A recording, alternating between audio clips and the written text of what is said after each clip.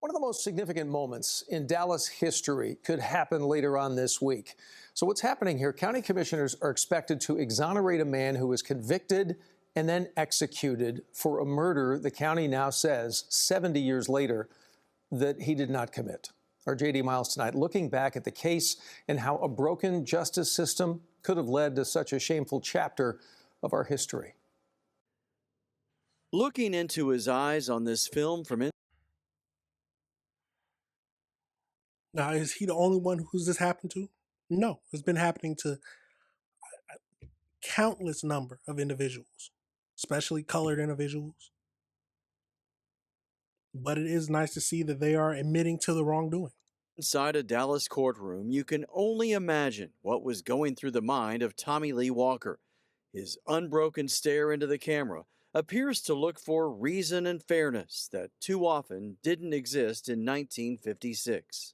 The said warden is hereby directed and commanded to pass and cause to be passed through the body of you, Tommy Lee Walker, a current of electricity of sufficient intensity to cause the death of you, Tommy Lee Walker. A judge sentenced the 21-year-old to death in the electric chair for a murder that overwhelming evidence shows he didn't commit.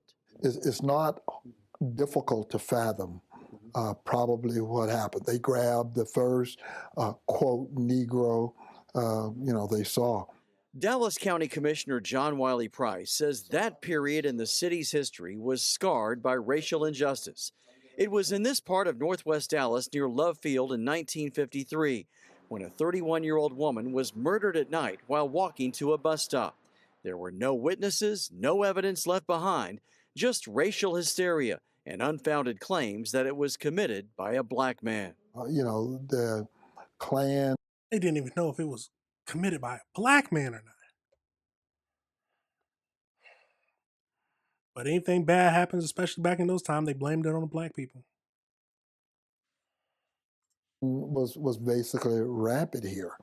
Tommy Lee Walker lived across town from the murder scene near a park close to Baylor Hospital. He was among countless young black men rounded up for questioning, with some in the white community demanding justice, even at the cost of arresting the wrong man. And that's kind of what happened here, I guess. Yeah, from all the evidence that has come to light, that's exactly what happened. And I guess, the real travesty of this is that Tommy had an alibi. 9 people confirmed Walker's alibi that on the night of the murder, he was with his pregnant girlfriend, who gave birth to their son the next day. Now, do you have anything to say why the sentence of law should not be pronounced against you? Still, he was arrested 4 months after the crime. He says after hours of threats and promises, he was coerced into giving a false confession that he immediately tried to recant. He professed his innocence to the judge after he was convicted and sentenced to death by an all-white jury. I feel that I have been tricked out of my life.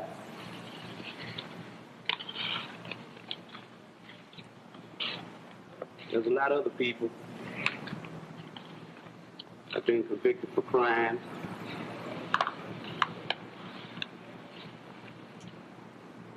that committed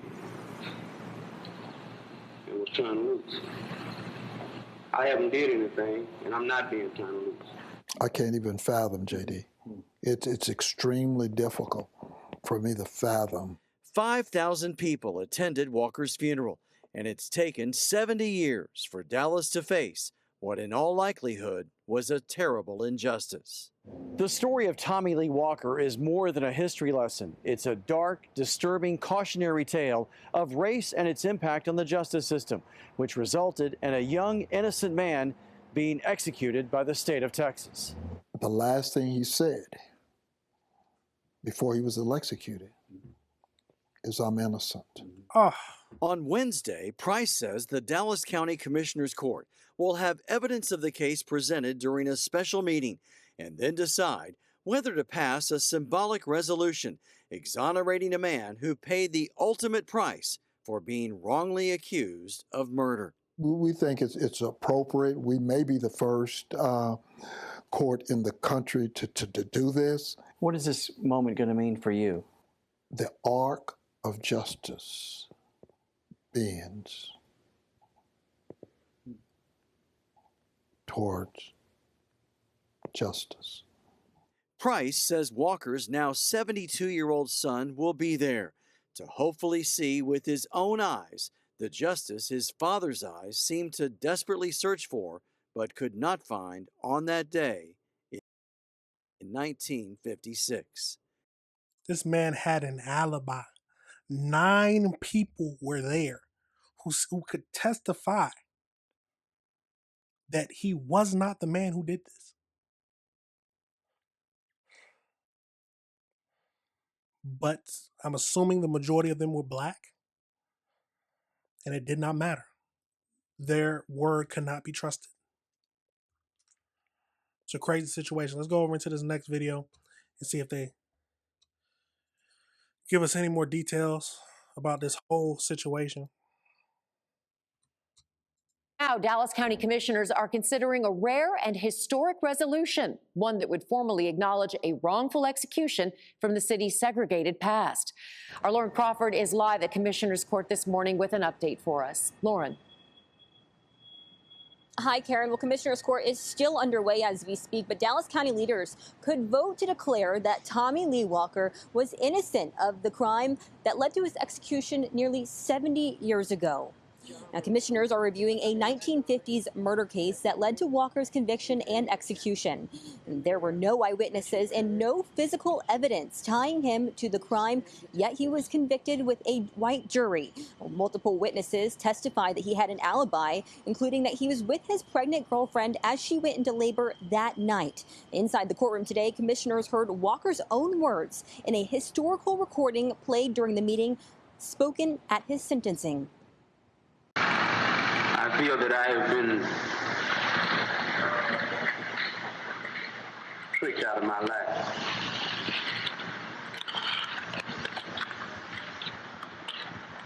There's a lot of other people have been convicted for crimes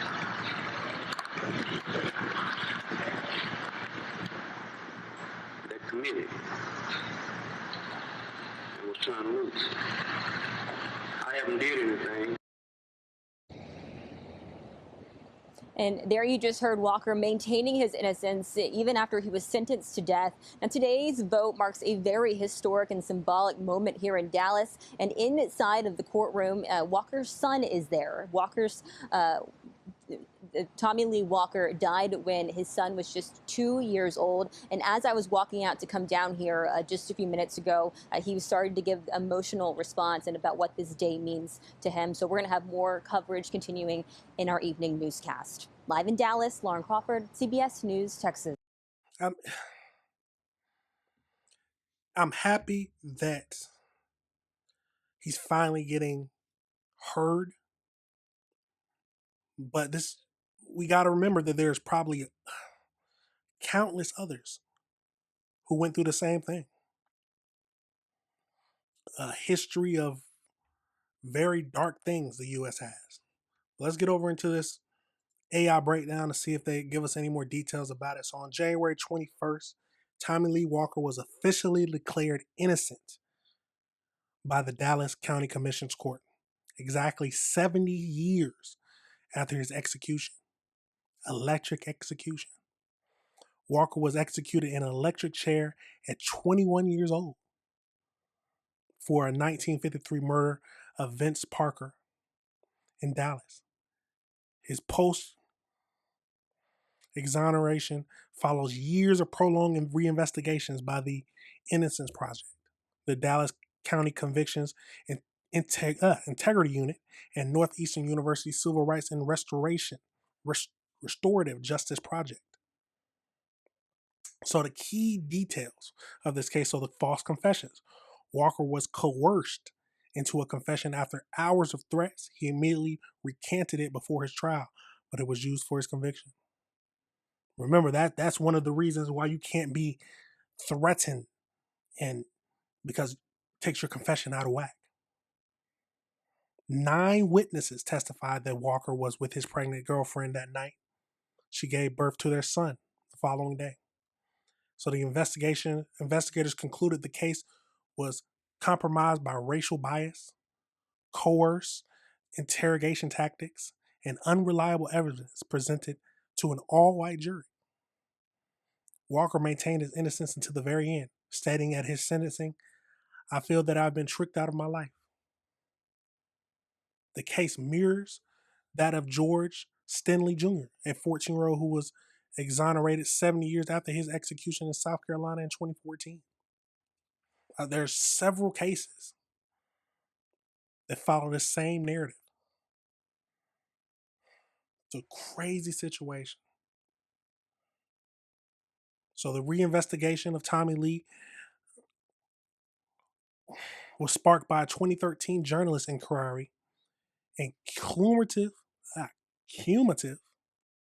in a joint, I can't even get my words out. It happened in a joint effort by legal advocacy groups and Dallas court officials. So in a 2013 journalist, Mary Mates began investigating the circumstances of Walker's prosecution for D Magazine. Her work initially sought to find a case where DNA could prove innocence of an executed person, eventually focusing on Walker's 1954 conviction. So his son, Edward Smith, who was born the day after the 1953 murder, contacted the Innocent Project to seek justice for his father. So in 2022, the Innocence Project began collaborating with the Civil Rights Restorative Justice Project. Dozens of law students and staff conducted years of historical research to uncover evidence of constitutional violations. And then the Dallas County Attorney Convictions Integrity Unit joined the efforts, performing a comprehensive review of the case under the current District Attorney John, so I'm not even going to try to say that name. But all this led to the finally exonerated on today. After 70 years after his execution. It's a crazy situation, y'all. But I always do it backwards. But I've said it before. There are plenty of cases out there, and all these cases need to be taken seriously. Because the history of the United States, even though it is the past, is a past filled with skeletons in the closet. And the only way to move forward and to have everyone come together is to expose all the skeletons for us to begin anew. At least that's my thinking. But let me know your thoughts on this whole situation, y'all. Let me know if you disagree with anything I said. It's a crazy situation no matter how you look at it. But I am happy that he is finally proven innocent. I'm just sad it took 70 years after his execution.